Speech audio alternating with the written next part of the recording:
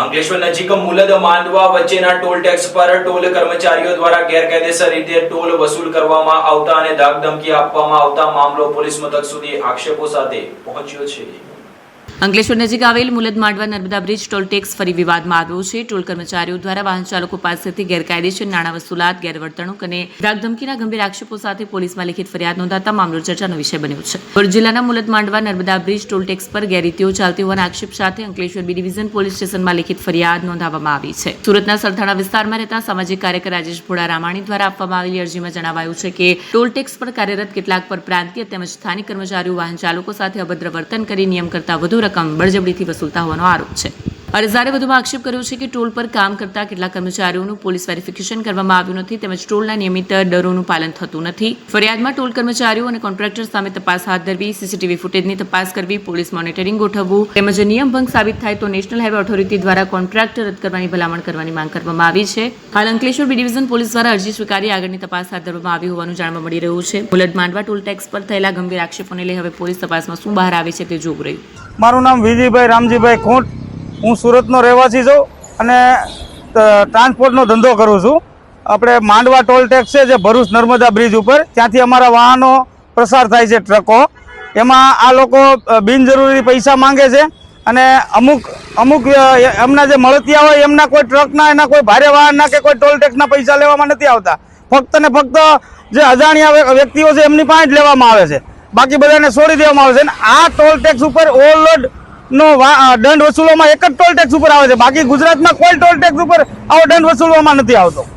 બીજા નંબરમાં કે ત્યાં ડ્રાઈવર વાળે ગુંડાગર્દી કરે છે, માલિકો ફોન કરે તો એમની હારે બી ગુંડાગર્દી કરે છે અને કે તમારે જ્યાં જે વસ્તુ કરવી એ કરજો, અમારે અહીંયા આ જ રીતે પૈસા લેવામાં આવશે। આવી રીતે બધી દાદાગીરી કરીને અને એ બધું ત્યાં ટોલ ટેક્સ ઉપર બધી ચાલે છે। બહારના માણસો, પરપ્રાંતીય માણસો, સ્થાનિક માણસોને જે નોકરીએ રાખે છે એ ગાડીઓ પાછળ લટકાઈ જાય છે। એ બી આ વિડીયાની અંદર આવેલું છે, તમને બતાવવામાં આવશે કે એ કોઈ પડી જાય, એની એક્સિડન્ટ થાય, એની જવાબદારી કોની? એમ એ તો અહીંના સ્થાનિક માણસ છે, ગરીબ માણસ છે, ગરીબ માણસનું ટોલ ટેક્સ ઉપર કમ્પ્લીટ શોષણ કરવામાં આવે છે। મારું નામ રાજેશભાઈ રામાણી છે। અમારા ભારે વાહનો તથા હળવા વાહનો અમારું કાયમ માંડવા જે ટોલ ટેક્સ છે ભરૂચ નર્મદાનો ત્યાંથી પસાર થવાનું હોય છે।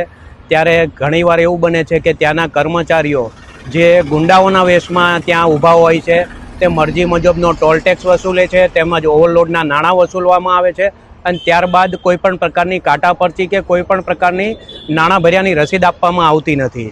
જ્યારે આ રસીદ કે કંઈ માંગવામાં આવે છે ત્યારે ડ્રાઈવરો સાથે બેહુદું વર્તન કરવામાં આવે છે, ગાળો બોલવામાં આવે છે, મારપીટ પણ ઘણીવાર કરી લેવામાં આવે છે અને વાહન સાથે ટીંગાઈ જાય છે વાહન ઊભું રાખવા માટે।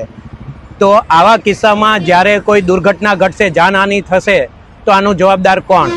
એટલે જે ટોલનાકાના કોન્ટ્રાક્ટરો છે તે લોકો પણ આ બધા વાતને પ્રોત્સાહન આપે છે। એને બી ઘણીવાર અમે ટેલિફોનિક રજૂઆત કરી છે કે તમારા માણસો આ રીતે ગુંડાગર્દી કરે છે છતાં સાંભળતા નથી અને એવો જવાબ આપે છે કે ભાઈ તમારે એ રીતે નાણાં આપવા જ પડશે, કોઈ રસીદ મળશે નહીં, કાટા પરચી મળશે નહીં અને અમારી કોઈ પણ રજૂઆત સાંભળતા નથી અને લોકલો વાહનો પાસે પણ ટોલ ટેક્સ વસૂલવામાં આવે છે, દાદાગીરીથી વસૂલવામાં આવે છે અને ચોક્કસ જે એ લોકો પાસે લિસ્ટ છે એ મુજબના વાહનોમાં હપ્તા લઈને વાહનો જવા દેવામાં આવે છે। એમાં કોઈ ટોલ ટેક્સ નથી માગવામાં આવતો કે કોઈ ઓવરલોડનો ટેક્સ માગવામાં નથી આવતો અને કાંટા ઉપર ગાડી ચલાવવામાં નથી આવતી।